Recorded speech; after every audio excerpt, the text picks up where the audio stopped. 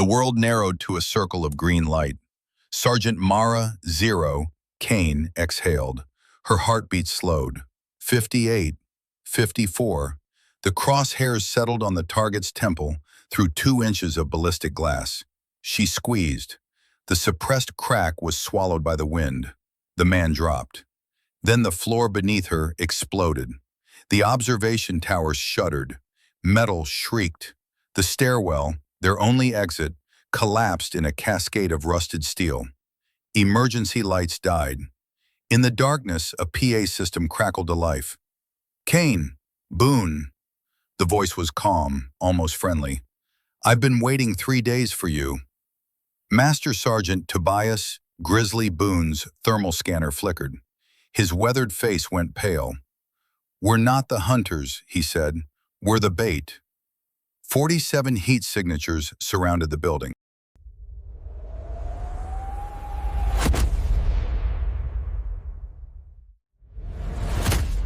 The wind tasted like rust and old blood.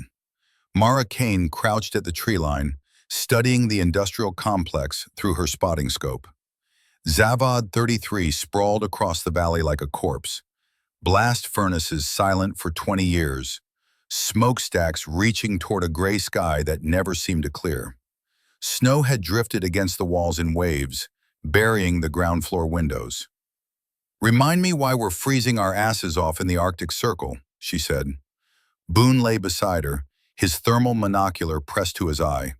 At 62, he moved like a man who'd learned to ignore pain decades ago. His beard was more gray than brown now, frosted with ice. "Because somebody put a $5 million bounty on a weapons dealer," he said, "and because you're too damn good at math to let him slip away." Flattery. Statement of fact. He lowered the monocular. "Left side, 3rd floor. See the window with the intact glass?" She adjusted her scope. Most of Zavod 33's windows were shattered or missing entirely. But one window on the 3rd floor gleamed, reflecting the overcast sky. New glass. Recent installation. "Someone's been doing renovations," she said. "Someone who doesn't want drones looking in." Boone pulled out a paper map, actual paper, because satellites could be hacked and GPS signals jammed. He marked the window with a grease pencil. "That's our target building, the old administrative block." Mara ran the calculations in her head. Wind speed, 12 knots from the northwest. Temperature, -8 Celsius. Humidity, 82%. Distance from their planned hide to that window, 640 meters. "Doable," she said. "That's why they call you Zero." Boone folded the map. "You get your heart rate down to almost nothing. Most snipers, their pulse is 60, 70 beats per minute when they shoot. You? 38. Like a damn reptile. Cold-blooded efficiency. Something like that." He stood, joints popping. "We move in tonight, set up in the observation tower on the east side. It's the only structure with clear line of sight to that window." Mara studied the tower through her scope. 4 stories of skeletal steel, open to the elements. The platform at the top swayed slightly in the wind. "Exposed position," she said. "Best position." Boone started back toward their hidden camp. "In this business, you either take the shot or you don't. Comforts for civilians." They moved through the complex at 0200 hours, when the cold was sharpest and the wind loudest. Sound discipline was everything. Mara's boots found solid ground beneath the snow, each step tested before she committed her weight. Boone moved like a ghost despite his size, a skill he'd learned in places he still refused to talk about. The fence had been cut years ago, probably by scavengers looking for copper wire and steel. They slipped through without trouble. Inside the perimeter, the complex was a maze of frozen corridors and collapsed roofs. Ice hung from exposed pipes like crystal teeth. "Hold," Boone whispered. Mara froze. Her rifle, a Remington MSR in .338 Lapua Magnum, hung across her chest. 31 inches of carbon fiber and steel that cost more than most people's cars. She'd named it Pythagoras because every shot was geometry and physics. Boone knelt, brushing snow away from the ground. Beneath it, the concrete was clean. Too clean. No frost buildup. No old stains from rust and decay. Someone swept this, he said quietly, within the last 48 hours. Mara scanned the darkness with her night vision monocular. Nothing moved. But Boone was right. The area around the administrative block's entrance had been maintained. Fresh boot prints led to the door, then disappeared inside. "Security team?" she asked. "Or are targets getting paranoid?" Boone stood. "Doesn't change the mission. We set up, we wait, we take the shot when he shows himself." They circled around to the observation tower. The structure groaned in the wind, metal fatigue singing through its bones. The ladder up was coated in ice. Mara climbed first, her gloved hands finding purchase on rungs that hadn't held weight in decades. One snapped beneath her boot. She caught herself, pressed against the ladder, breathing slowly until her heart rate dropped back to normal. Boone followed, heavier, slower, but steady. When they reached the platform, he tested the floor before putting his full weight on it. The steel held. "Home sweet home," he muttered. Building a sniper hide was part engineering, part superstition.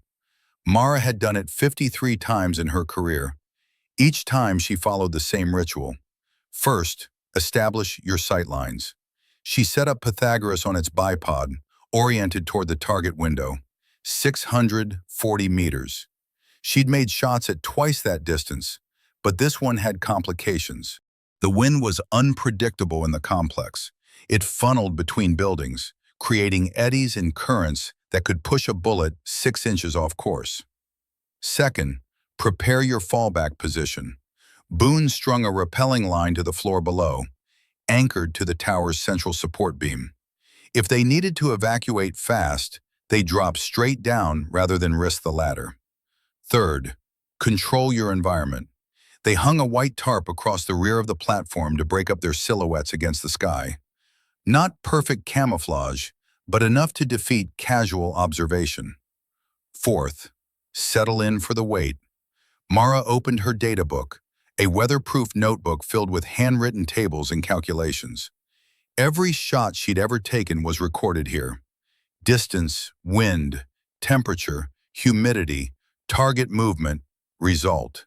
She flipped to a blank page and wrote the header, Zavod 33/target, Nikolai Vasek/range, 640 meters. Boone set up the spotting scope on a separate tripod. His job was to call the wind, watch for movement, and confirm kills. In the field, a sniper and spotter were two parts of the same weapon system. She was the trigger. He was the brain. "Tell me about Vasek," she said quietly, scanning the target window. "Ukrainian arms dealer, former KGB, supposedly." Boone adjusted the scope's focus. "Sells to whoever pays, cartels, warlords, terrorist groups. His specialty is man-portable air defense systems, manpads, Stingers, SA-7s, anything that can knock a plane out of the sky. And someone wants him dead. Someone wants him off the board before he sells a crate of missiles to the wrong people." Boone pulled out a thermos and poured black coffee into the cap. The steam vanished instantly in the cold. "The bounty came through JSOC channels. Legitimate contract. We make the shot, we collect, we go home." Mara did the math. 5 million split 2 ways. $2.5 million. Enough to retire. Enough to buy a house somewhere warm and never touch a rifle again. But she'd heard that story before. "How many times have you almost retired?" she asked. Boone smiled without humor. "This'll make 12. Hour 1, nothing. Hour 2, a fox emerged from a snowdrift near the administrative block, sniffed the air, disappeared. Hour 3, Mara ate an MRE, beef stew, cold, while Boone kept watch. Calories were fuel. Comfort didn't matter. Hour 4, Boone took a piss off the side of the platform. The liquid froze before it hit the ground. Hour 5, lights came on in the target window. Mara was behind Pythagoras instantly, eye to scope. The ballistic computer mounted on the rifle calculated distance, windage, elevation. She made fine adjustments to the turrets. 1 click. 2. The crosshairs settled on the window. Through the glass, she could see a conference room. Long table, 6 chairs, maps on the wall. A man entered, tall and broad-shouldered, wearing a black suit. Late 50s, maybe 60. He carried a briefcase. "That's him?" she whispered. Boone studied the man through the spotting scope. "Matches the profile. Vasek." The man set the briefcase on the table and opened it. Inside, a laptop and what looked like a satellite phone. He powered up the laptop, then stepped away to pour himself a drink from a bottle on the sideboard. "Wind?" Mara asked. Boone watched the snow swirl between buildings. 11 knots, northwest, gusting to 14. She adjusted her aim, leading the target slightly. The window was ballistic glass, 2 inches thick, designed to stop small arms fire. But not a .338 Lapua Magnum traveling at 2,900 feet per second. The round would punch through and keep most of its energy. Vasek returned to the table, sat down, opened the laptop. "Talk to me," Mara said. Steady, no change. Boone's voice was calm, mechanical. Wind holding at 12 knots. Target stationary. She controlled her breathing. In for 4 seconds. Hold for 4. Out for 4. Hold for 4. Her heart rate dropped. 60. 55. 50. The crosshairs rested on Vasek's temple, just above his ear. Center mass was safer, but headshots were certain. No body armor, no chance of survival. "Send it," Boone said. Mara exhaled halfway and squeezed the trigger. The rifle's recoil was a gentle push against her shoulder. Through the scope, she watched the bullet's trace, a faint shimmer in the cold air. Impact, 1.3 seconds. The glass starred outward. The bullet punched through. Vasek's head snapped sideways. He slumped in his chair, then slid to the floor. "Hit," Boone confirmed. "Target down." Mara worked the bolt, chambering another round. Standard procedure, always be ready for a follow-up. But Vasek wasn't moving. "Clean kill," she said. "Let's—" The floor beneath her exploded. Not the observation tower, the administrative block. A fireball erupted from the ground floor, punching through windows, belching black smoke. The shockwave hit a second later, a physical wall of pressure that rattled the tower. Mara grabbed the rail to steady herself. "What the fuck?" Boone was already pivoting, scanning with the spotting scope. Then the observation tower shuddered. Metal groaned. Mara looked down and saw smoke rising from the base of the structure. Someone had planted charges there. "We're rigged," she said. The stairwell exploded. Not a massive blast, just enough to sever the supports. The entire section of stairs from the 3rd floor down collapsed in a shriek of tearing steel. Debris crashed into the snow 40 feet below. Emergency lights died across the complex. Darkness swallowed them. Then the PA system crackled to life. "Kaine! Boone!" The voice came from speakers mounted on poles throughout the complex. Male, calm, almost friendly. American accent, slight southern drawl. "I've been waiting 3 days for you." Mara's hand went to her sidearm, a suppressed Glock 19. Boone grabbed his thermal scanner and swept the area. The screen lit up with heat signatures, dozens of them, surrounding the tower, moving between buildings, closing in. "We're not the hunters," Boone said quietly. "We're the bait." The voice on the PA continued. "You're probably wondering how I knew you'd come. It's simple, really. You're predictable, Sergeant Kaine. You always take the highest position with the best line of sight. And you, Grizzly, you always set up the same way. Rappel line, white tarp, 1 shooter, and 1 spotter. I learned from the best, after all." Boone's jaw tightened. "Vargas. You remember." The PA crackled with what might have been laughter. "Took you long enough. Yes, it's me, Captain Luis Vargas. Or former captain, I should say, since you got me dishonorably discharged 15 years ago." Mara looked at Boone. "Who the hell is Vargas?" Later, Boone said. Right now we need to. A sharp crack echoed across the complex. The white tarp behind them shredded as a bullet punched through.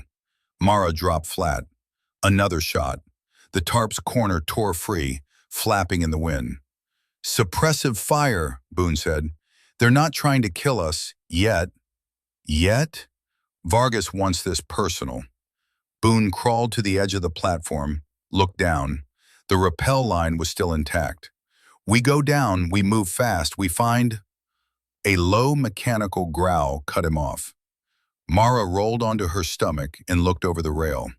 Below, emerging from the shadows between buildings, came four shapes. Dogs. German shepherds, maybe 80 pounds each, wearing tactical vests with mounted cameras and LED lights. Ghost dogs, Boone said. Remote operated. They're using them to flush us out. The PA system spoke again. You've got two options, Grizzly. Stay up there and freeze, or come down and play. Either way, this ends the same. I'm going to teach you what happens when you ruin a man's life. The dogs reached the base of the tower. Their cameras swiveled upward, red LEDs glowing in the darkness. Somewhere Vargas was watching through those lenses. Mara, Boone said quietly, we need to move. Now. She grabbed Pythagoras, slinging it across her back. Where? Down, into the complex. He clipped onto the rappel line. We get lost in the buildings, we make them come to us one at a time. They have thermal. Then we get cold. Boone tested the line one more time, then looked at her. His eyes were hard, but there was something else there too. Guilt. I'm sorry I brought you into this. Save the apologies. Let's move. He dropped over the edge. The line sang as he descended, boots touching the platform one floor down. Mara followed, sliding fast, gloves heating from friction. She landed beside him just as another shot cracked overhead. Go, Boone said. They ran. The complex was a labyrinth of corridors and collapsed rooms. Mara and Boone moved through it like water, flowing around obstacles, never stopping long enough to present a target. Behind them, the mechanical growl of the ghost dogs echoed through empty spaces. Left, Boone hissed. They cut through a doorway into what had once been a foundry floor. Massive crucibles sat dormant, their metal skins crusted with rust. The ceiling was partially collapsed, exposing steel beams and rebar. Snow had drifted through the gaps, creating small dunes on the concrete. Mara checked her 6. No dogs yet, but she could hear them, paws clicking on concrete, getting closer. Through there, Boone pointed to a narrow gap between two blast furnaces. They squeezed through, emerging in a maintenance tunnel. Pipes ran along the walls, some intact, others burst from years of freezing and thawing. Halfway down the tunnel, Boone stopped. He held up a fist, the signal for freeze. Mara went still. Her breath came in shallow puffs, invisible in the darkness. Then she heard it. A low beep, rhythmic, electronic. Pressure sensor, Boone whispered. They wired the tunnel erupted. Not a shaped charge, a crude improvised device, probably rigged with a cell phone detonator. The blast was concentrated, designed to collapse the ceiling rather than kill. A section of the roof caved in, bringing down pipes and concrete and twisted rebar. Mara threw herself backward. A pipe the size of her thigh crashed down where she'd been standing. Dust choked the air. She coughed, her eyes watering. Boone! Silence. Boone! Here! His voice was tight with pain. She crawled forward through the debris. Her hands found his leg first, pinned beneath a steel I-beam. The beam had fallen at an angle, trapping his right leg from the knee down. Fuck, Boone said through gritted teeth. Can't move it. Mara assessed the situation. The beam weighed at least 200 pounds. She could lift it, maybe, but not without leverage. And even if she freed him, his leg was compromised. She could see the unnatural angle of his shin. Compound fracture, she said. Tibia's broken. Yeah, I noticed. Boone's face was pale, shock setting in. You need to leave me. Not happening. Mara, shut up. She pulled off her pack and dug out the medical kit. Morphine auto-injector, tourniquet, gauze. She'd need all of it. I'm getting you out of here. The mechanical growl grew louder. The ghost dogs were close. Boone grabbed her wrist. Listen to me. Vargas wants both of us. If you stay, we both die. You leave now, you've got a chance. I don't leave my spotter. You do if he's dead weight. Boone's grip tightened. That's an order. I don't take orders from you, old man. Mara pressed the morphine injector against his thigh and triggered it. You're retired, remember? He almost smiled. Then the morphine hit, and his eyes went glassy. There's a ventilation shaft, he mumbled. Saw it on the blueprints, north side of the complex, big enough to hide in. Can you move? With you carrying me? Yeah, probably. Mara looked at the I-beam. No way to lift it. But she could dig. She grabbed a piece of rebar and started scraping away concrete and rubble from under Boone's leg. Slow work, loud work, but it was the only option. Behind them, the ghost dogs turned the corner. The first dog stopped 10 feet away, its camera lens focusing on them. The LED lights glared, turning the tunnel into a harsh stage. Mara could hear voices crackling through a speaker mounted on the dog's vest. Got them, someone said. Tunnel B4, Boone's down. Copy, Vargas replied. Hold position. I want to see this. The other 3 dogs arrived, forming a semicircle. They didn't attack, just watched, waiting for orders. Mara kept digging. Her hands were bleeding now, the rebar tearing through her gloves. She didn't care. The hole beneath Boone's leg grew deeper. Almost there, she said. Mara, Boone's voice was fading. If you don't make it out, tell my daughter You'll tell her yourself.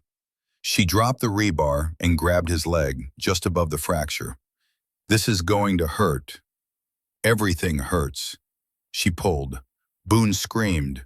The leg came free, dragging through the gap she dug. Blood soaked his pant leg instantly. The fracture had torn through skin. Bone gleamed white in the LED lights. The ghost dogs growled. Their handlers were getting impatient. Mara pulled Boone upright, draping his arm over her shoulders. He weighed 220, easy, dead weight. But she'd carried wounded before. You found the strength when you had to. Ventilation shaft, she said. Where? East wall, behind the furnaces. They moved, half stumbling, half dragging. The dogs followed at a distance, cameras tracking. Somewhere, Vargas was watching this, enjoying it. Mara's shoulder screamed. Her legs burned. Boone was fading in and out of consciousness, mumbling about old missions and people she'd never met.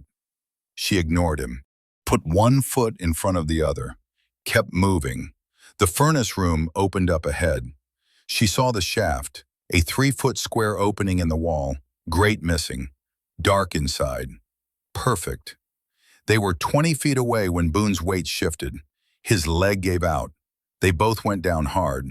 The ghost dogs charged. Mara rolled, bringing up her Glock. The suppressor coughed 3 times. The lead dog's camera exploded in a shower of glass and circuit boards. The animal yelped, real pain, not mechanical, and retreated. She fired twice more. Another dog went down, its vest sparking. The remaining 2 dogs circled, more cautious now. Behind them, Mara heard boots on concrete, human footsteps. Vargas's ground team was moving in. Go, Boone whispered. I'll hold them off. Together or not at all. She grabbed him again, hauled him upright, and staggered the last 15 feet to the shaft. They collapsed through the opening, landing in a nest of old insulation and rat droppings. The space was tight, barely enough room for both of them. Mara pulled out her tactical light and swept the interior.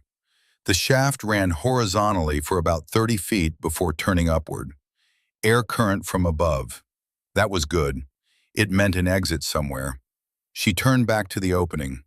The 2 remaining ghost dogs paced outside, cameras glowing. Behind them, flashlights bobbed in the darkness. 5, 6, 7 men approaching. Kaine! Vargas's voice echoed through the complex, amplified by the PA system. You're only making this harder on yourself. Come out now, and I'll make it quick. Stay in there and, well, we have other methods.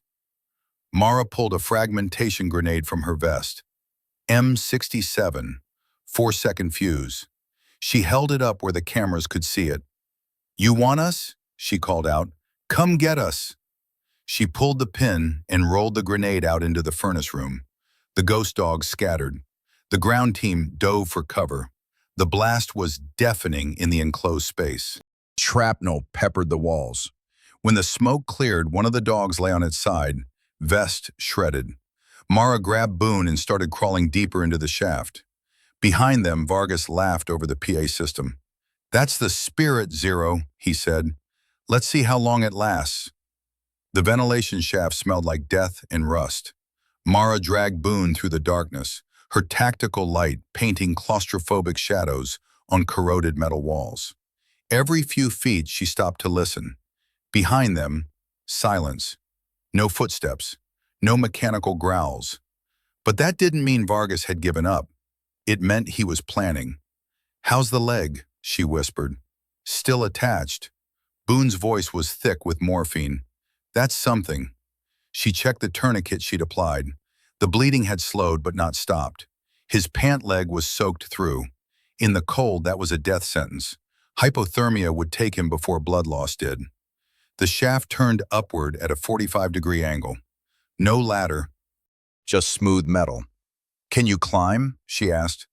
Boone looked at the incline, then at his mangled leg. Not a chance. Mara pulled off her climbing rope, 50 feet of Kernmantle cord, military grade. She tied a Swiss seat harness around Boone's waist and thighs, careful to avoid the fracture. Then she tied the other end to her own harness. I'm going to haul you, she said. Try not to bang that leg. No promises. She started climbing. The metal was slick with condensation.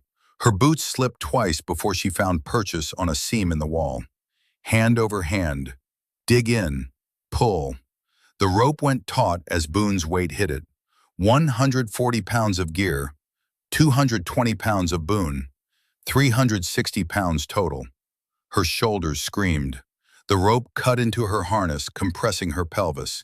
She ignored it. Climbed. 15 feet up, her hand found a grate.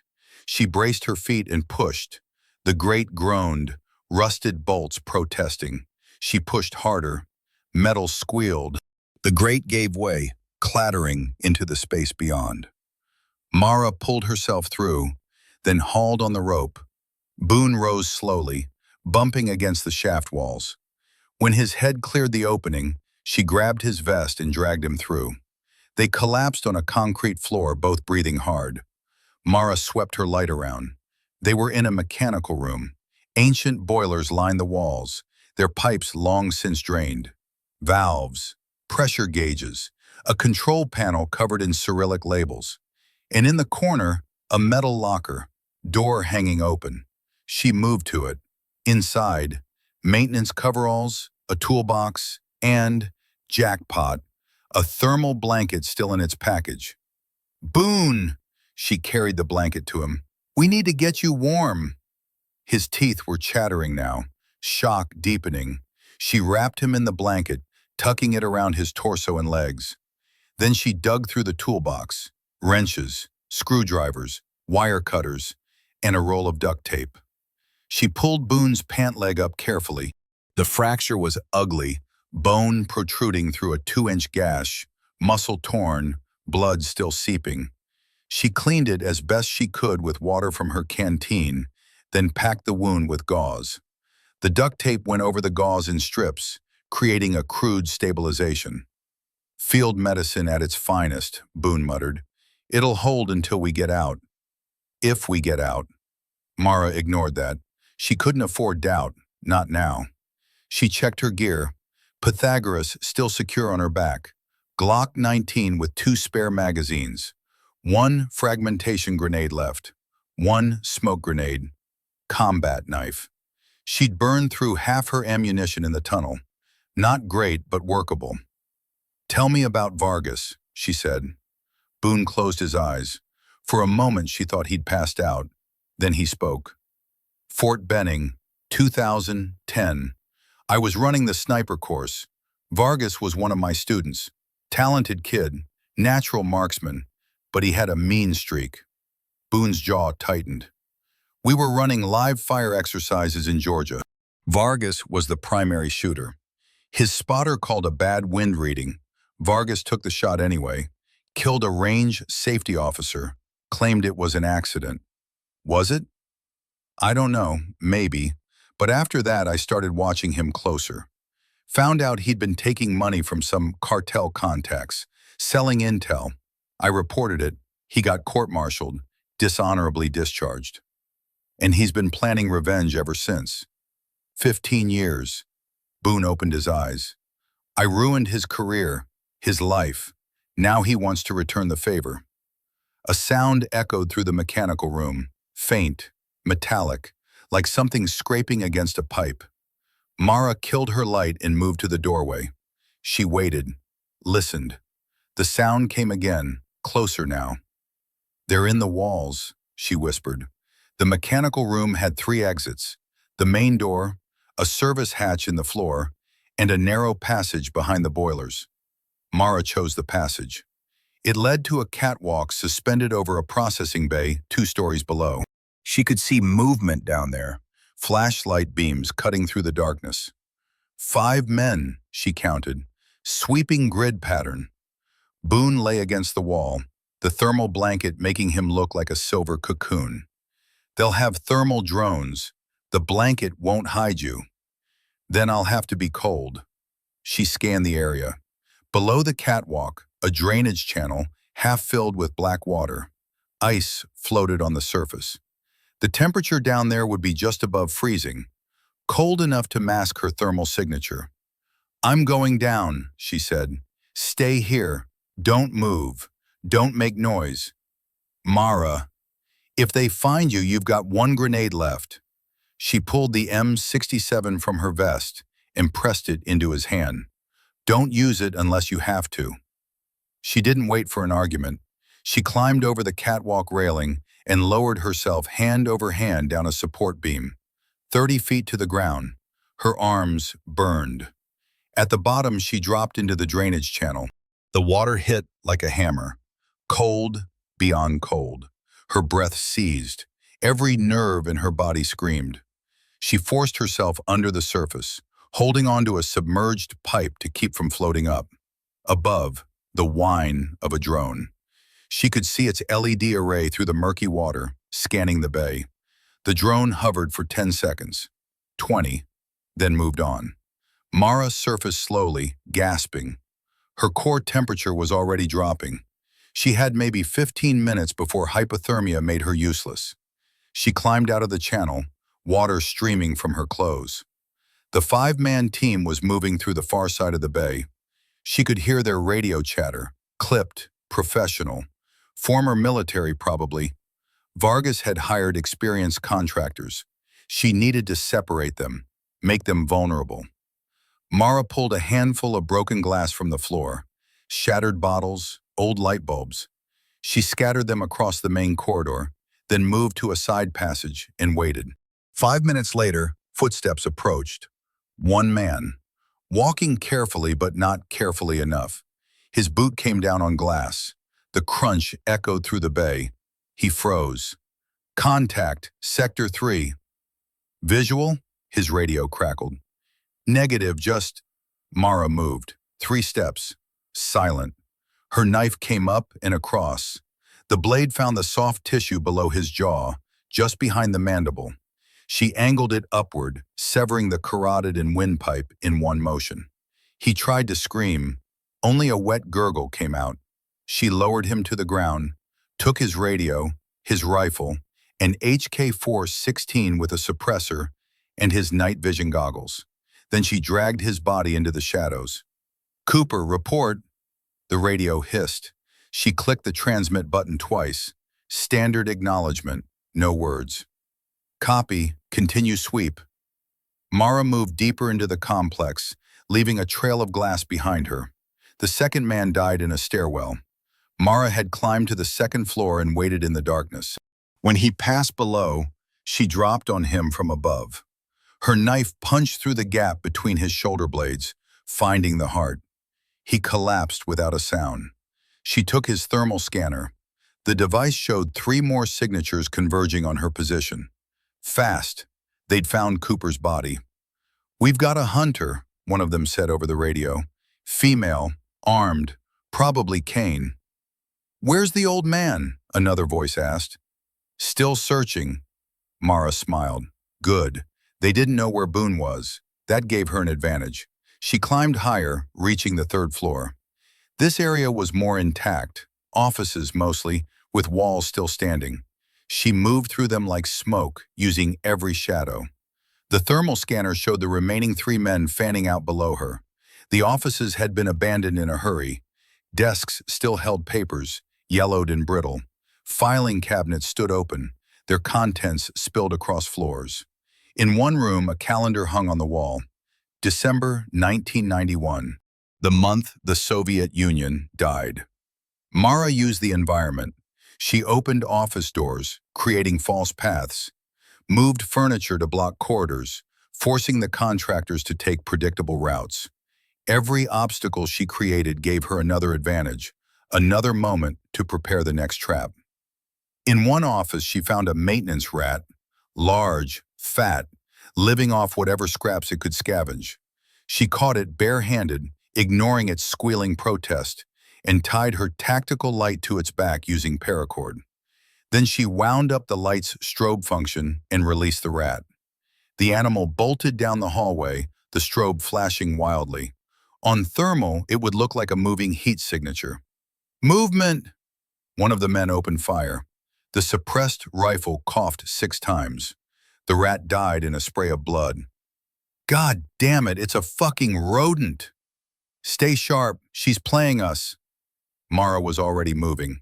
She descended to the 1st floor via a collapsed section of wall, sliding down a pile of rubble. The thermal scanners showed 2 signatures together, one alone. She went for the solo target, but she didn't go direct. Instead, she circled wide, using her knowledge of the complex's layout. The contractors were methodical, thorough, but they didn't know the terrain like she did. Every room she'd passed through, every corridor she'd traversed, was now mapped in her mind. She found the man checking a room, rifle up, moving tactically. Good training, professional stance. But training couldn't account for everything. Mara had moved a filing cabinet earlier, propping it against the wall at an angle. When the man passed underneath, she kicked the cabinet's base. It toppled. 800 pounds of steel crashed down. The man dove sideways, but not fast enough. The cabinet caught his legs, pinning him. He screamed. Mara was on him in seconds. She didn't kill him. Instead, she took his rifle, his ammunition, his radio. Then she did something calculated. She activated his emergency beacon. The signal would draw his teammates in, make them predictable. She dragged him into the open, where the drone could see him. Left his rifle just out of reach. Made it look like he might survive if help came quickly enough. Then she moved to the shadows and waited. "Man down," his partner yelled. "Building C, 1st floor." "Copy, moving to extract." The remaining 2 men converged on the injured man's position. Mara watched from the shadows as they worked to lift the filing cabinet. One of them, the leader, based on his body language, spoke into his radio. "Vargas, we need backup. This bitch is picking us apart." Static. Then Vargas's voice. "No backup. You're professionals. Act like it." "She's killed 3 of us." "Then kill her back." The radio went dead. The 2 men exchanged looks. Mara could see the fear in their body language, the way their movements had become jerky, unprofessional. They were hunters who'd realized they were prey. They pulled their partner free. One of them injected him with morphine from a first aid kit. The other scanned the area with his thermal scope, searching for targets that weren't there. "We need to move," the leader said. "Get him to the rally point." They started carrying him between them. Awkward, slow, vulnerable. Mara let them go. She could have taken them out, 2 quick shots, maybe 3, but that would give away her position. Better to let them retreat. Let them tell Vargas what she'd done. Let the fear spread. 5 men reduced to 3. Better odds. But her body was failing. The cold water had dropped her core temperature too far. Her hands were shaking. Her thoughts felt sluggish. She needed warmth. She needed rest. She needed to get back to Boone. Boone was exactly where she'd left him, wrapped in the thermal blanket, the grenade clutched in his hand. But his eyes were unfocused now. His skin was gray. "Hey," Mara knelt beside him. "Still with me?" "Jenny," he mumbled. "I told her I'd be home for Christmas." "Who's Jenny?" "My daughter." His eyes found hers, struggled to focus. "She's 9. Or, no, she's 23 now." "When did that happen?" Mara checked his pulse. Weak, thready. The morphine was wearing off, and infection was setting in. The fracture site was hot to the touch despite the cold. She needed antibiotics, proper medical care, neither of which existed in this frozen hell. "Boone, listen to me," she gripped his shoulder. "I need you to stay focused. We're going to get out of here." "You should leave me." "We've had this conversation." "No, you don't understand." He grabbed her wrist, his grip surprisingly strong. "Vargas doesn't want you, he wants me. You leave, he'll let you walk out. That's how he operates, honorable in his own twisted way." "There's nothing honorable about this." "I ruined his life, Mara." Boone's eyes were wet. "He had a wife, kids. I took all of that away when I reported him. Maybe I was wrong." "You weren't wrong. He was selling intel. People died because of that." "Did they?" Boone's laugh was bitter.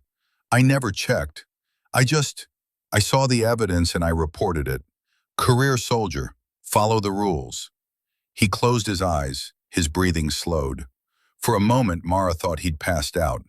Then he spoke again, quieter now. "Colombia. 2009, before Benning." His words came slow, like pulling teeth. "We had Vargas on a black op, interdiction mission, drug lab in the mountains. He was my spotter then. Good kid. Followed orders." "What happened?" "The lab was supposed to be empty. Intel said the cartel had moved operations. But when we got there," Boone's jaw tightened, 15 workers, women, children, processing coca leaves. Vargas saw them through the scope, asked what we should do." Mara felt her stomach drop. "What did you tell him?" "I said the mission comes first. Witnesses compromise operational security. I didn't order him to kill them, but I didn't stop him either." Boone's voice cracked. "He shot 12 of them before I called it off. Clean shots. Professional. Like I taught him. Jesus Christ. 3 years later, he's selling intel to the cartels, and I reported him, made him the bad guy. But who taught him that civilians were acceptable losses? Who trained him to pull that trigger?" Mara didn't know what to say. In the sniper world, there were rules, engagement protocols, rules of engagement. But there were also gray areas, places where orders were implied, not stated, where plausible deniability was part of the mission brief. "You didn't pull those triggers," she said finally. "I might as well have." Boone opened his eyes. They were clearer now, focused with terrible clarity. "You know what the worst part is? After I reported him, after they drummed him out, his wife left him. Took the kids. He lost everything. And for what? Because I needed to feel like I was still one of the good guys? You are one of the good guys." "No, Mara. I'm just old enough to convince myself of that." A sound echoed through the mechanical room. The drone, again. Closer. She pulled out the thermal scanner. 3 signatures approaching from the east. The remaining contractors. And behind them, moving slowly, a single signature. Larger, moving with purpose. Vargas. "He's coming," she said. Boone reached into his vest. His fingers found something. A photograph, creased and worn. He held it up to the light. A young girl with pigtails, maybe 7 years old, smiling at the camera. Jenny, he said. Last time I saw her, she was 16. Told me she never wanted to see me again. Said I chose the military over her. She was right. Boone, if I don't make it out, find her. Tell her, he stopped.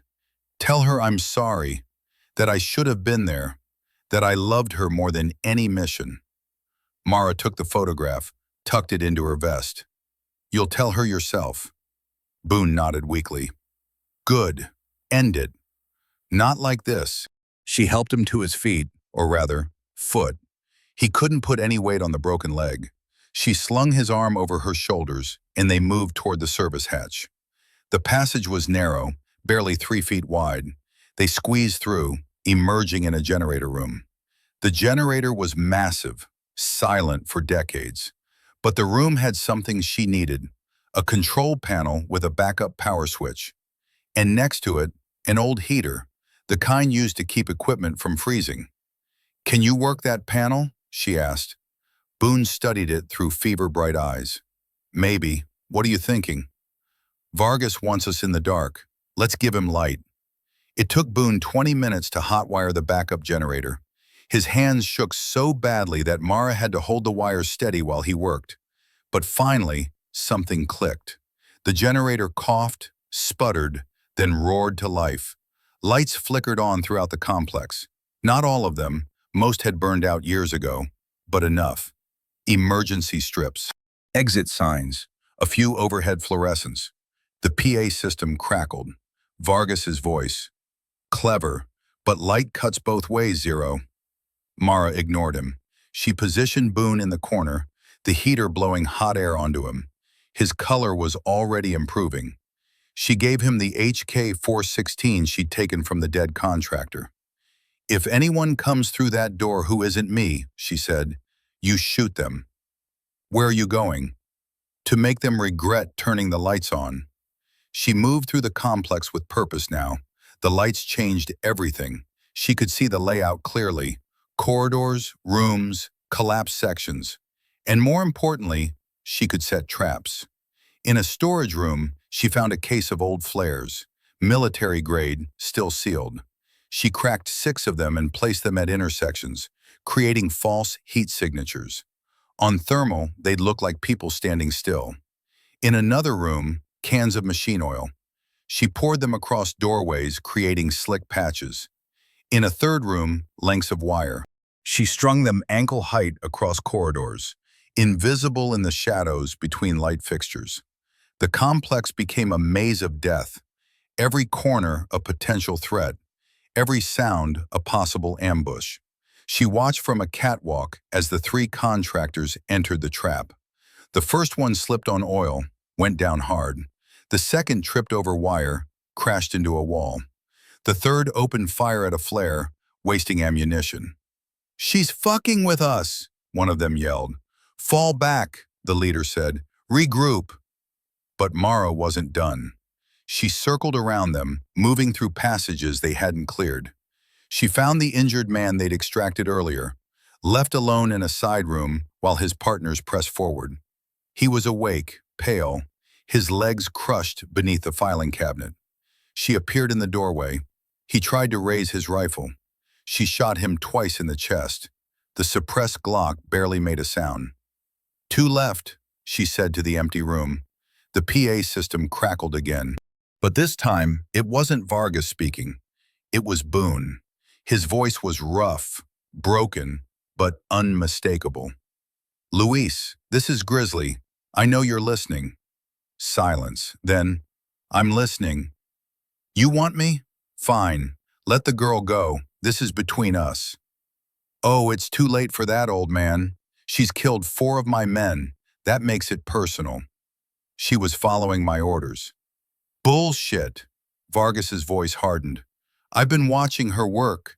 She's not taking orders from anyone. She's a hunter, just like me, just like you trained her to be. There was a pause. Static hissed through the speakers. Then Vargas spoke again, his tone different now, softer, almost sad. You remember Columbia, Grizzly? The Coca Lab? You remember what you made me do?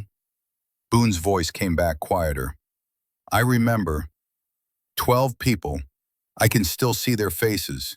The woman holding her daughter. The old man begging in Spanish.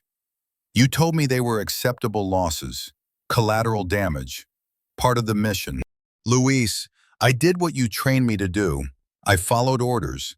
And then 3 years later, when I tried to survive in a world that didn't want soldiers anymore, when I tried to make money the only way I knew how, you reported me. You destroyed me. You were selling weapons to terrorists. I was selling information to businessmen. The cartels are just corporations, Grizzly. They have supply chains, distribution networks. They're no different than Lockheed or Raytheon. But because they grow their product in the jungle instead of a factory, suddenly I'm the bad guy? Mara was moving toward the generator room when Boone spoke again. You're right, I made you into what you are. And I should have stopped you in Colombia. That's on me. But selling intel? That's on you. You made that choice. Did I? Vargas laughed, bitter. Or did I just keep following the logic you taught me? That the mission comes first, that some lives matter less than others, that survival is the only rule that matters. A new sound filled the complex, not mechanical, not human, something in between. A low, rhythmic thumping, growing louder. Mara looked up through a broken skylight. Against the gray sky, a shape descended. A helicopter, black, unmarked. It settled on the roof of the administrative block, rotors still turning. The PA system crackled once more. Vargas's voice.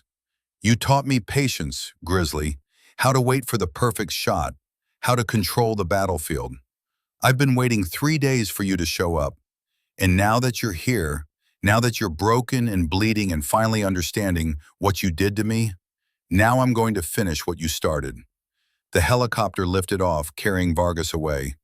He's leaving? Mara said into her radio. Boone's reply was bitter. No, he's setting the stage. She reached the generator room. Boone was propped against the wall, the rifle across his lap. His face was flushed from the heater's warmth, but his eyes were clearer. What does that mean? She asked. It means he's done playing. He's going to burn us out. As if on cue, the lights went out.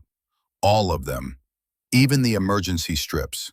The generator sputtered and died.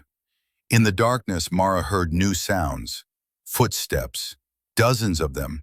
Moving through the complex. Surrounding them. How many men does he have? She asked. More than we have bullets. She pulled out the thermal scanner. The screen lit up with heat signatures. 20, 30, 40. They were everywhere, moving in coordinated patterns. Professional, military precision. This was never about revenge, Boone said quietly. This was about proving a point, that he's better than me, better than both of us, that everything I taught him, he perfected. Then let's prove him wrong. Mara moved to the generator panel. Boone had hotwired it once. She could do it again, but this time she'd add her own modifications. She worked in the darkness, her fingers finding wires by touch. She disconnected the safety limiters, rerouted the fuel line, cranked the voltage regulator to maximum. What are you doing? Boone asked. Something stupid. She hit the ignition switch. The generator roared to life. But this time it didn't purr. It screamed. The engine redlined instantly, pistons hammering, metal shrieking. Smoke poured from the exhaust. Mara, cover your ears! The generator exploded. The blast wasn't massive, but it was enough. The generator's housing ruptured, spraying burning fuel across the room. Fire caught on old insulation, on wooden pallets, on anything flammable. Within seconds, the generator room was an inferno. Mara grabbed Boone and dragged him through the service hatch. They emerged in the corridor as flames licked behind them. Smoke followed, thick and black, filling the spaces between buildings. "You just set the complex on fire," Boone said. "I know. That was the stupidest thing I've ever seen. Also the most effective." She was right. The thermal signatures on her scanner scattered. Vargas's men fled the flames, abandoning their coordinated sweep. Chaos was an equalizer.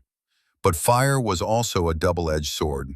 Mara and Boone were now trapped between the flames behind them and the hostiles ahead. And smoke was already filling the corridors, making it hard to see, harder to breathe. Mara tore a strip from her shirt, soaked it with water from her canteen, and tied it around Boone's face. Then did the same for herself. It wouldn't filter much, but it was better than nothing. The smoke was getting thicker. Her eyes watered. Every breath burned. She could hear the fire spreading, a living thing now, feeding on decades of accumulated dust and debris.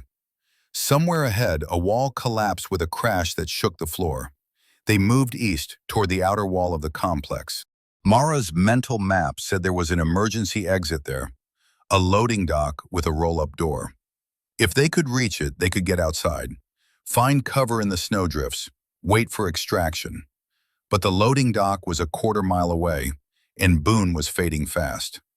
The corridor they were in had once been a main artery through the complex. Now it was a gauntlet. Overhead pipes had burst from the heat, spraying scalding steam. The floor was slick with condensation and machine oil. Every step was treacherous. Mara's foot slipped.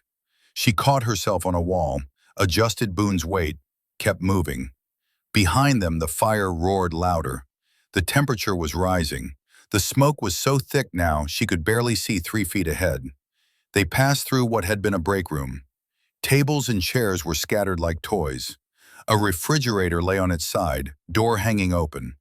Inside, ancient lunchboxes, frozen solid, preserved by the cold for 30 years. "Talk to me," she said as they moved. "About what?" "Anything. Stay awake." "You ever think about what happens after?" he asked. "After what?" "This. All of it. The missions, the kills. When you're too old to pull a trigger." "You're not too old." "Mara." He stopped, forcing her to stop with him. "Look at me. I'm 62 years old. My leg's broken. I'm running a fever. And I dragged you into a death trap because I was too proud to admit I had enemies. You didn't drag me anywhere. I volunteered. You didn't know what you were volunteering for." She met his eyes.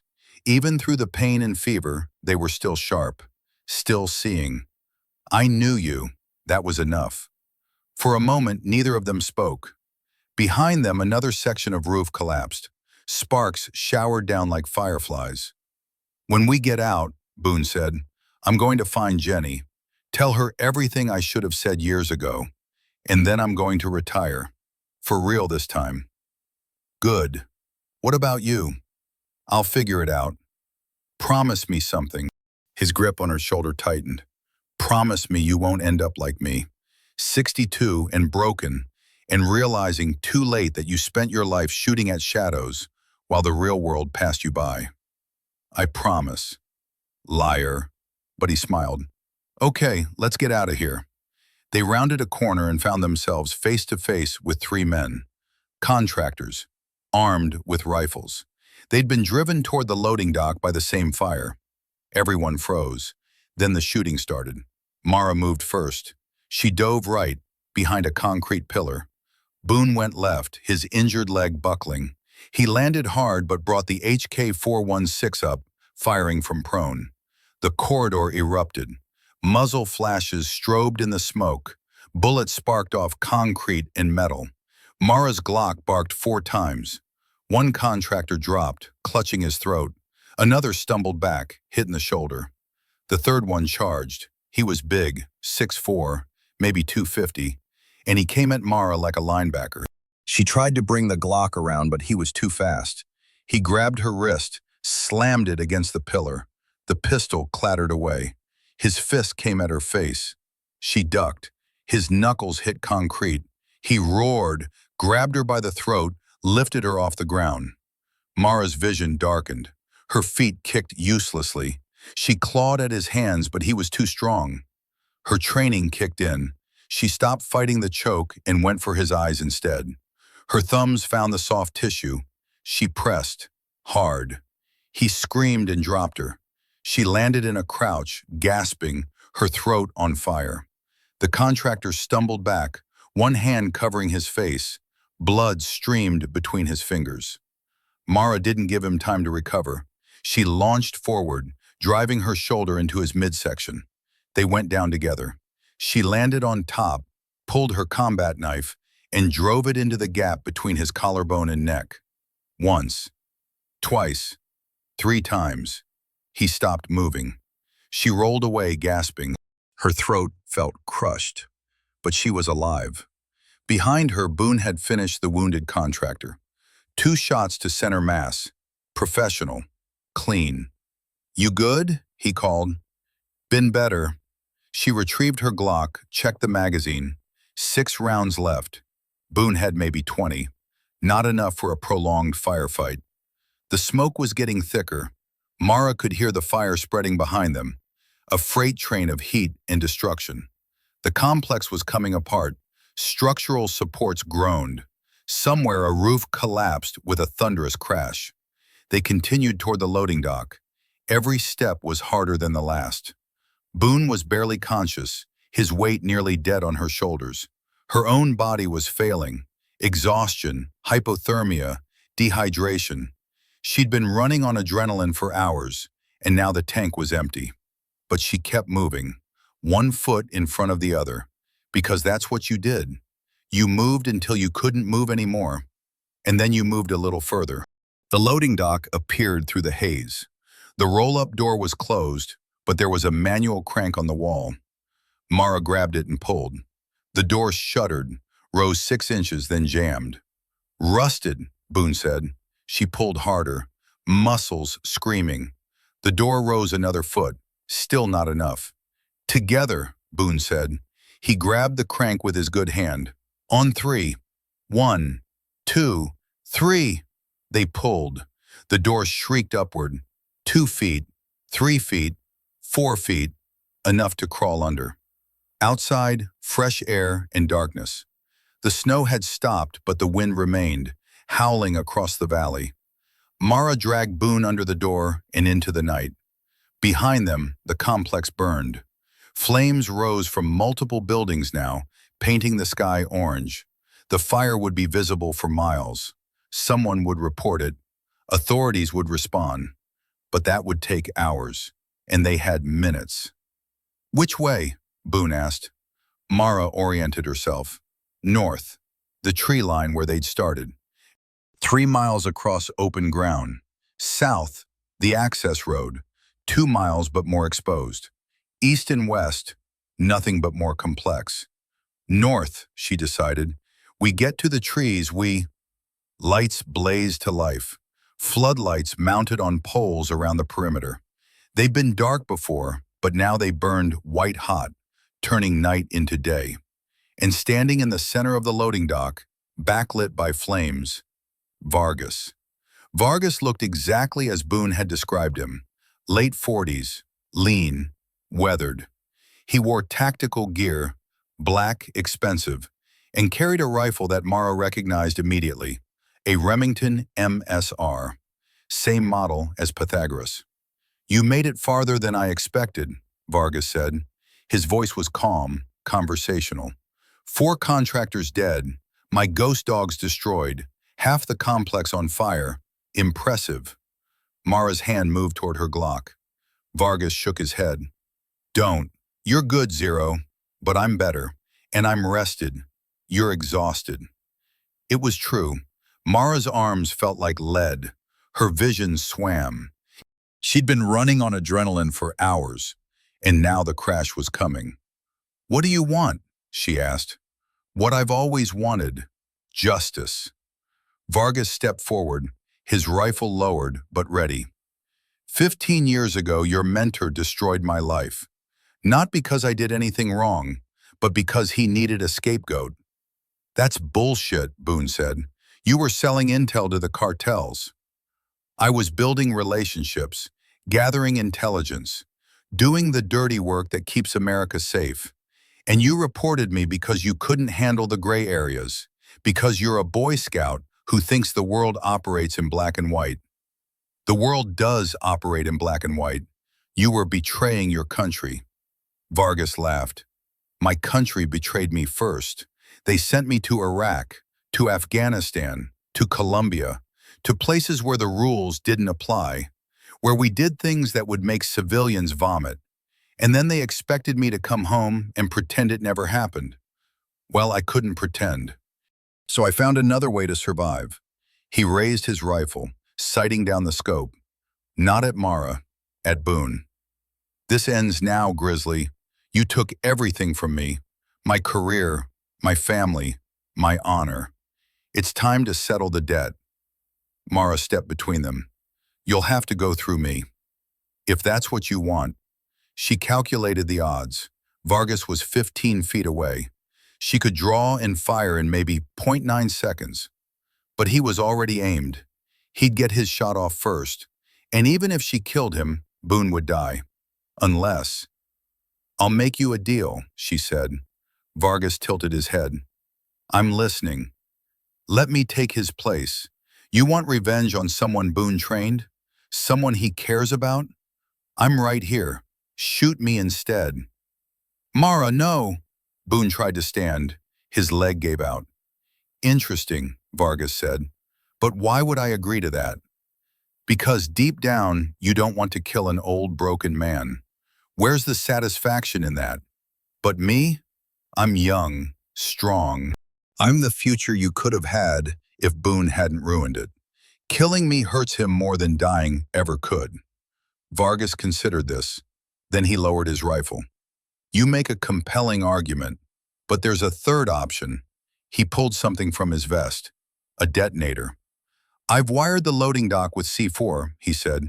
Enough to bring down this entire section of the building. If I press this button, you both die. Buried under 1,000 tons of rubble. No bodies, no evidence. Just another industrial accident in a forgotten Soviet complex. Then why haven't you pressed it? Mara asked. Because that would be too easy, Vargas smiled. No. I want Boone to make the choice. You or him. Who dies tonight, Grizzly? Your protege or yourself? Boone stared at him, then at Mara. She could see the calculation in his eyes. The same calculation she'd made 100 times in the field. What's the mission? What's the cost? What's acceptable loss? Me, Boone said quietly. I'll stay. She goes. No, Mara said. That's an order. I don't follow your orders anymore, remember? She turned to Vargas. Here's my counteroffer. We both walk out of here, and you get to live knowing you couldn't break us. That despite everything, the money, the planning, the revenge, you still lost. Vargas's smile faded. You think you've won? I think you're standing in front of a burning building, holding a detonator, talking to two people who've already accepted they might die tonight. You've got nothing. For a long moment, no one moved. The fire roared behind them. Smoke billowed into the sky. Somewhere in the distance, sirens wailed. Then Vargas lowered the detonator. You're right, he said. I've got nothing, but neither do you. He raised his rifle and fired. The bullet hit Boone. Not center mass, not the head, the shoulder, left side. The impact spun him sideways. He went down hard, the HK-416 clattering across concrete. Mara dove for her Glock, rolled, came up firing. 3 shots. 4. Vargas was already moving, disappearing behind a support column. Her rounds sparked off concrete where he'd been standing. She crawled to Boone. Blood spread across his tactical vest, dark and wet. His face was pale, but his eyes were open. Through and through, he gasped. Missed the lung. Can you move? Define move. Mara grabbed his vest and dragged him behind a stack of rusted oil drums. Not great cover, but better than nothing. She reloaded the Glock, last magazine. 15 rounds. That was all she had left. Vargas's voice echoed across the loading dock. That was a warning shot, Zero. Next one goes through his skull, unless you want to be reasonable. Reasonable? Mara called back. You just shot an unarmed man. He's never been unarmed, not really. A pause. I'm going to count to 10. If you don't come out, I start putting holes in him. 1, 2. Mara looked at Boone. He shook his head weakly. Don't, his eyes said. Don't give up. 3, 4. She checked her gear. Glock with 15 rounds. Combat knife. 1 smoke grenade. That was it. No rifle. No explosives. Nothing that could match Vargas at range. 5, 6. But she had something he didn't. She had the darkness. The fire behind them was dying, smoke obscuring the floodlights. And she had terrain knowledge. Every trap she'd set was still in place. 7, 8. Mara pulled the pin on her smoke grenade and rolled it out into the loading dock. Gray smoke billowed thick and fast, swallowing the space in seconds. 9. Vargas's count stopped. Clever girl. She moved. The smoke was dense enough to hide in, but thin enough to navigate through. Mara stayed low, moving in a wide arc around Vargas's last position. Her boots found concrete, avoided debris. Silent, professional. She could hear him breathing. Controlled, calm. He was listening for her, just as she was listening for him. You know what your problem is, Zero? His voice came from the left. You care too much. Boone's bleeding out and you're wasting time playing hide and seek. She didn't respond. Sound gave away position. I respect that, actually. Loyalty, it's rare these days. Movement, closer now. But it's also a weakness. Makes you predictable. Mara circled toward the loading dock's north corner. There, one of her wire traps, still strung across the doorway. She could use it to funnel him. Boone taught you well. How to move, how to shoot, how to think like a predator. Vargas's silhouette appeared in the smoke, 15 feet away. But he couldn't teach you the most important lesson. You know what that is? She waited, let him talk. Talking meant he hadn't found her yet. How to let go. His voice was softer now, almost sad. How to walk away from a losing position. How to accept that some battles can't be won. Mara's hand found a piece of rebar on the ground. She threw it hard, 30 degrees to her right. It clattered against metal. Vargas spun and fired. 3 shots, suppressed, barely louder than coughs. The bullets sparked off the wall. Mara moved in from the opposite direction. 5 steps, 4, 3. He turned just as she closed the distance. His rifle came up. She grabbed the barrel, pushed it aside. The weapon fired past her ear, so close she felt the heat. Her knee came up, aimed for his groin. He twisted, took it on the thigh. His elbow came back, caught her in the temple. Stars exploded across her vision. She held onto the rifle, wouldn't let go. They fought for it, close quarters, brutal and efficient. He was stronger. She was faster. His training against hers. Boone's methods against Boone's methods. Vargas headbutted her. Her nose broke with a wet crunch. Blood poured down her face. She tasted copper. But she used the momentum, let herself fall backward, pulling him with her. They hit the ground together, the rifle between them. He tried to wrench it free. She brought her forehead down on his nose, heard cartilage crack. Now they were both bleeding. The rifle clattered away. They separated, rolled to their feet. Mara's hand went to her knife. Vargas drew his own blade, bigger, heavier, a K-bar. There it is, he said. Blood ran from his nose, black in the smoke. The real fight. They circled each other. The smoke was clearing now, pulled away by the wind through the open loading dock door. The fire behind them cast dancing shadows. Vargas struck first, a textbook slash aimed at her throat. She parried with her blade, steel ringing against steel. He followed with a stab. She sidestepped, countered with a cut at his wrist, missed by inches. You're fast, he said. Faster than Boone ever was. Shut up and fight. He smiled, then came at her in a flurry. High slash, low stab, backhand cut. She blocked, parried, gave ground. Her arms were screaming. Her broken nose made every breath agony. His blade found flesh, a shallow cut across her ribs. Not deep, but enough to hurt. She hissed, stumbled back. Vargas pressed forward. Another slash. She blocked it, but he was inside her guard now. His knife hand grabbed her wrist. Her knife hand grabbed his. They stood locked together, faces inches apart. "You can't win," he said. "I'm stronger, better rested. You're already dead. You just don't know it yet." Mara's free hand found his vest, found something hard and rectangular. The detonator. She ripped it free. Vargas's eyes went wide. "Don't!" She pressed the button. The explosion was massive. The C4 charges Vargas had planted around the loading dock detonated in sequence. The floor buckled. Support columns shattered. The roof came down in a cascade of steel and concrete. Mara and Vargas were thrown apart by the blast. She hit the ground rolling, covered her head as debris rained down. A chunk of concrete the size of a car crashed where she'd been standing. The loading dock collapsed. The entire structure folded in on itself. A controlled demolition gone wrong.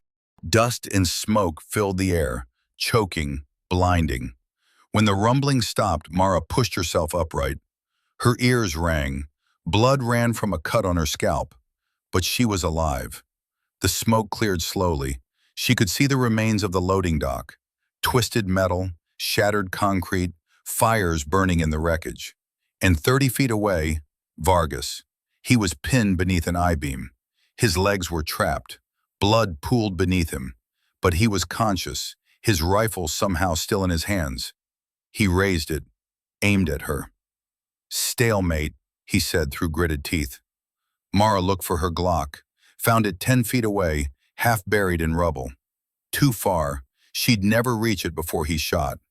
Then a voice called out from behind her. "Mara, down!" Boone. She dropped flat.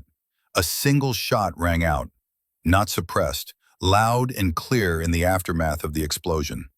Vargas's rifle fell from his hands. He slumped against the I-beam, a red hole in his forehead. His eyes stared at nothing. Mara turned. Boone was propped against the oil drums where she'd left him. The HK-416 braced on his good shoulder. His face was gray. His vest was soaked with blood from 2 wounds now, the leg and the shoulder. But his eyes were clear. "One shot," she said. "One shot." He lowered the rifle. "Just like you taught me." "I taught you?" "You taught me that sometimes the best thing you can do is shut up and take the shot." He smiled weakly. "I listened." Mara ran to him. His pulse was weak but steady. The shoulder wound wasn't as bad as it looked, through and through, like he'd said, but combined with the leg, with the fever, with everything. "Stay with me," she said. "I'm not going anywhere."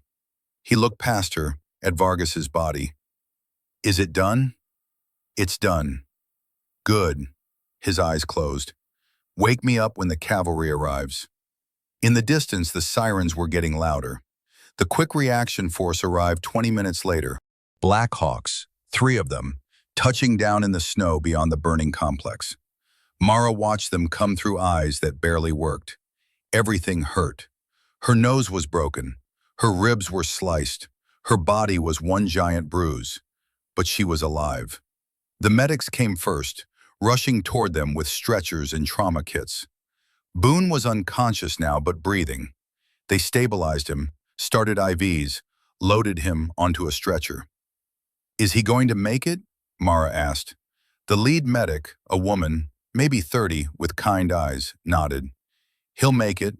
Tough old bastard." "Yeah, he is." They tried to put Mara on a stretcher too. She refused. Walked to the helicopter on her own feet. Dignity mattered, even when you were bleeding from a dozen wounds. The crew chief, a sergeant with a salt and pepper beard, helped her into the bird. "Hell of a night, ma'am." "You could say that." Word is you two took out a whole hostile force. Just the two of you. Something like that. Remind me never to piss you off. The Black Hawk lifted off. Through the open door, Mara watched Zavod 33 shrink below them. The complex was burning itself out, flames dying as they consumed the last of the fuel. By morning, there'd be nothing left but ash and twisted metal, and one body crushed beneath an I-beam. The crew chief handed her a headset. "We've got someone wants to talk to you." She put it on. Static, then a voice she didn't recognize. Male, American, authority in every word. "Sergeant Kaine, this is Colonel Morrison, JSOC. Congratulations, you completed the contract." "The target's dead," she said. "Vasek, headshot through ballistic glass. Confirmed kill." "We know. We've been monitoring the situation." A pause. "The other matter, Vargas and his people, that's been classified. As far as anyone's concerned, there was a fire at an abandoned industrial site. No bodies will be recovered. No investigation will be conducted." "Understood. The bounty will be deposited into your account within 72 hours. 5 million, split however you and Boone agreed." 5 million, 2.5 million each. Enough to retire. Enough to never touch a rifle again. "There's one more thing," Morrison said. "Vargas had a file on you. On Boone. On a dozen other operators. He was planning more operations. We recovered his servers. You stopped something bigger than you know." "I wasn't trying to stop anything. I was trying to survive." "Sometimes that's the same thing." Morrison's voice softened. "Get some rest, Sergeant. You earned it." The connection cut. Mara leaned back against the bulkhead. Through the blood and the pain, she felt something she hadn't felt in years. Relief. The hospital in Stockholm was clean and white and quiet. Nothing like the frozen hell of Zavod 33. Mara spent 3 days there. They reset her nose, stitched her ribs, pumped her full of antibiotics and painkillers. Boone was 2 floors up, in intensive care. His leg required surgery, pins and plates to hold the bone together. The shoulder was healing. The infection was under control. On the 4th day, they let her see him. He was awake, propped up in bed, looking out the window at the snow. He looked older now, smaller, like the fight had taken something from him that wouldn't grow back. "Hey," she said. He turned, smiled. "Hey yourself." She pulled up a chair. For a moment, neither spoke. "Jenny called," Boone said finally. "My daughter. I don't know how she found out I was here, but she called. First time in 7 years." "What did you tell her?" "That I was sorry, that I should have been there, that I loved her." He looked at his hands. "She cried. So did I. And then she said something I didn't expect." "What?" "She said she forgives me, that she understands why I did what I did, that she just wishes I'd let her in sooner." Boone's voice cracked. 7 years, Mara. I wasted 7 years being too proud to apologize." Mara didn't know what to say, so she just sat there, let him talk. "I'm done," he said. "After this, no more contracts, no more missions. I'm going home. I'm going to get to know my daughter again. Maybe meet my grandkids. Be the man I should have been 20 years ago." "Good. What about you?" She'd been asking herself the same question. What came next? She was 26 years old, a sergeant in an army that didn't exist on paper, a sniper with 53 confirmed kills, a woman who'd spent the last 4 years living in hotels, in conflict zones, in places without names. "I don't know," she said honestly. "You could retire. 2.5 million is enough to live on for a long time." "Maybe. Or you could keep going, keep taking contracts, keep being zero." He met her eyes. "But that's a young person's game, Mara. Eventually you get old, or you get slow, or you get dead. There's no other ending." Vargas got dead. Vargas got what he asked for. He wanted revenge more than he wanted to live. Don't make that mistake. Mara stood, walked to the window. Outside, Stockholm glowed in the afternoon light. People walked streets that had never seen war, lived lives that didn't involve trauma kits and body counts in frozen wastelands. "You know what the worst part is?" she said. "Part of me misses it already. The adrenaline, the clarity. Out there, everything made sense. Shoot or be shot. Live or die. Black and white." "That's not the worst part," Boone said quietly. "The worst part is knowing that feeling never really goes away.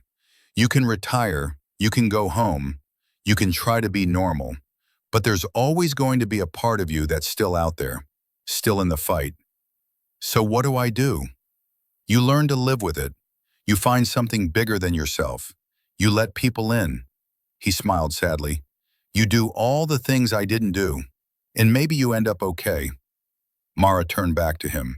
"You think you'll end up okay?" "I don't know, but I'm going to try." She nodded, walked to the door, stopped. "Thank you," she said, "for everything, for training me, for trusting me, for taking that last shot. Thank you for not leaving me in that godforsaken icebox." She smiled. "See you around, Grizzly." "See you around, Zero." 2 weeks later, Mara was in a hotel in Berlin, waiting, thinking. The money had hit her account, $2.5 million, minus taxes and fees. Enough to buy a house, start a business, go to college, live a normal life. But normal felt wrong, like wearing someone else's clothes. Her phone rang. Unknown number. She answered. "Kaine. Sergeant Kaine, this is Colonel Morrison, JSOC. "I remember. I have a proposition for you. There's a situation developing in North Africa. High-value target, difficult terrain. We need someone with your skill set. I'm retired. I know what you told Boone, but are you telling yourself the same thing?" Mara looked out the hotel window. Berlin was gray and cold and beautiful. People lived their lives down there. Normal people. Happy people. She wasn't one of them. Maybe she never had been. "What's the target?" she asked. Morrison's voice carried a smile. "Let's talk about that in person. Can you be in Ramstein by Friday?" She should say no, should hang up, should buy that house and start that normal life and never look back. "I'll be there," she said. "Good. Welcome back, Zero." The call ended. Mara set the phone down, opened her rifle case. Pythagoras lay inside, cleaned and oiled and waiting. She ran her hand along the stock, felt the familiar weight. Some people were doctors, some were teachers, some were mothers and fathers and accountants and artists, and some people were weapons. She closed the case. Friday was 3 days away. The house was small, 2 bedrooms, a backyard with a swing set, flowers in window boxes. Everything Boone had never had during his career. He sat on the porch, leg in a brace, coffee in hand. His daughter Jenny sat beside him.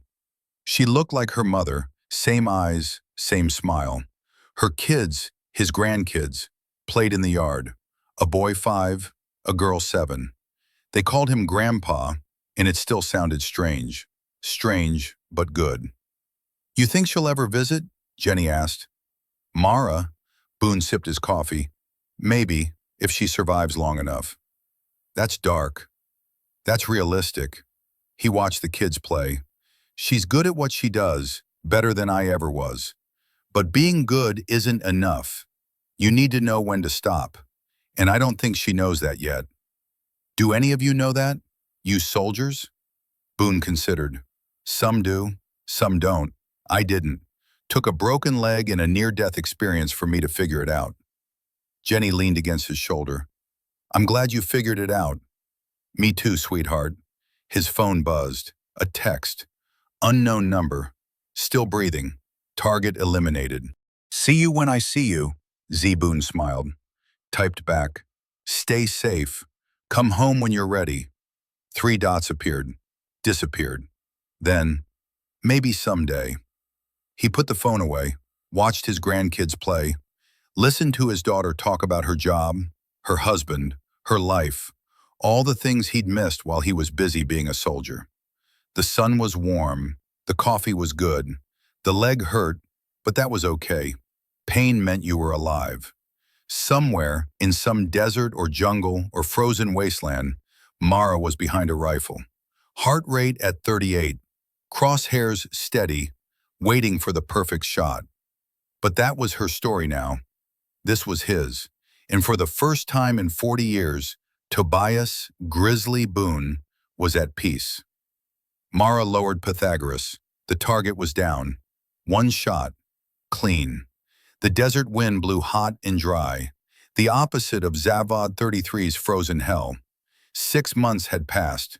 6 missions. 6 confirmed kills. The work continued.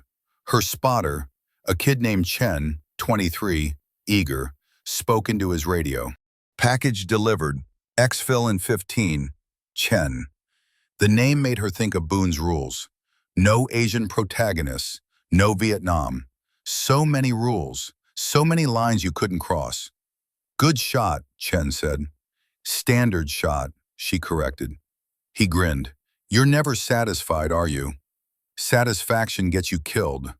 They packed up, moved toward the extraction point. The helicopter would be there in 12 minutes. Then it was back to base. Debrief. Next mission. Always the next mission. Mara's phone vibrated. A text from Boone. Jenny's pregnant. I'm going to be a grandfather again. She smiled despite herself. Typed back. Congratulations. Try to be there this time.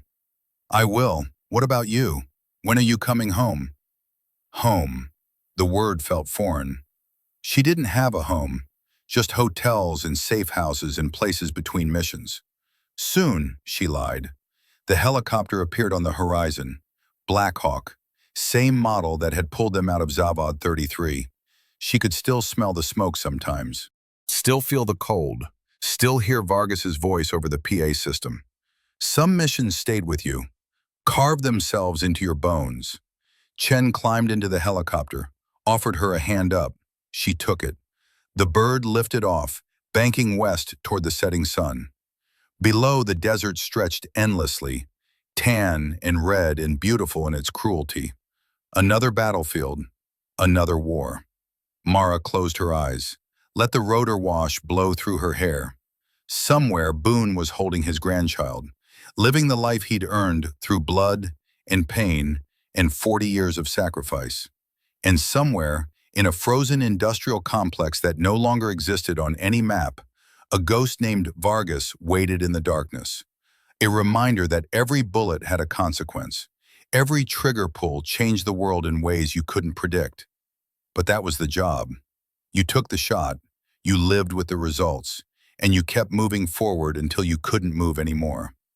Mara opened her eyes, checked Pythagoras one more time. Still perfect, still ready. The helicopter flew on through the dying light. Mission complete. Stand by for the next one. Always the next one. 3 years later, Mara sat in a briefing room at Fort Bragg. 27 operators around the table. The best snipers in the world. They'd been called in for something big. Something that required the kind of precision only a handful of people could deliver. Colonel Morrison stood at the head of the table. Older now, grayer, but his eyes still had that sharp intelligence. Gentlemen, lady, he nodded at Mara, you're here because you're the best at what you do, and what we need done requires the best.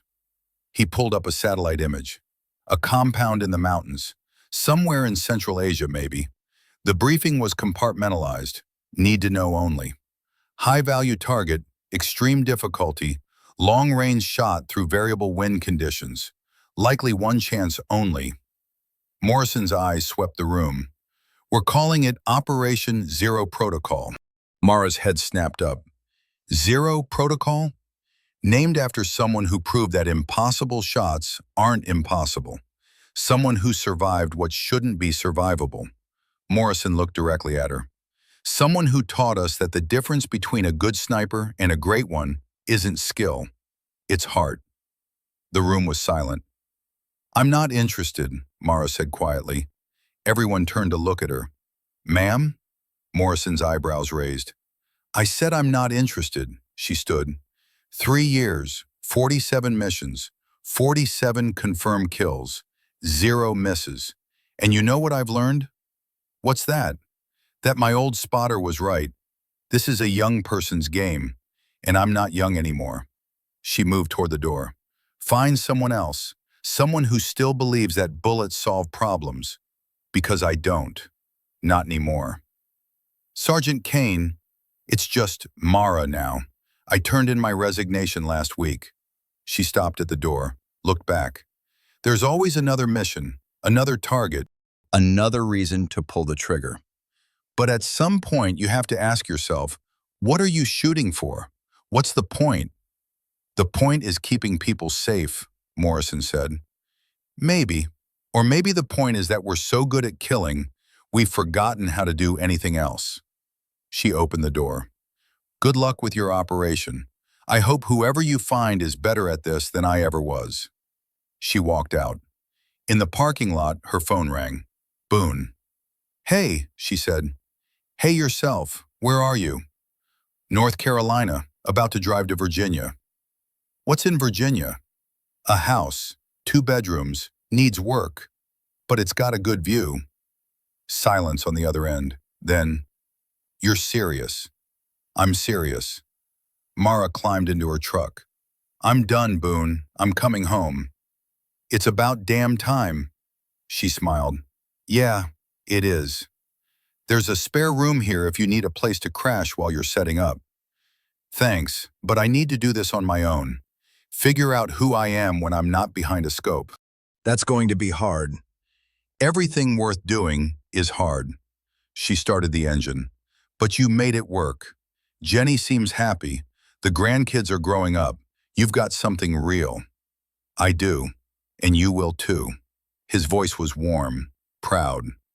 You're going to be okay, Mara. How do you know? Because you're the smartest person I ever trained.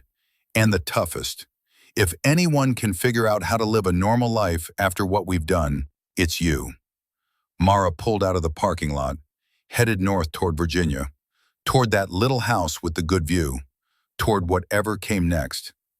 Thanks, Grizzly. Anytime, Zero. She hung up, drove through the afternoon light. On the passenger seat, Pythagoras sat in its case. She thought about selling it, locking it away, forgetting it existed. But maybe that wasn't the answer. Maybe the answer was keeping it, remembering what it meant, what she'd done with it, the lives she'd taken and the lives she'd saved. You couldn't erase your past. Couldn't pretend it never happened. You could only learn to live with it. The highway stretched ahead, empty and clean and full of possibility. Mara turned on the radio, found a station playing old country songs, smiled despite herself. Somewhere behind her, 27 snipers were planning Operation Zero Protocol, calculating wind speeds and ballistic coefficients and angles of fire. But that wasn't her problem anymore. She had a house to fix up, a normal life to build, a future that didn't involve crosshairs and confirmed kills, and missions that never ended. The Zero Protocol was complete. Time to find out what came after Zero.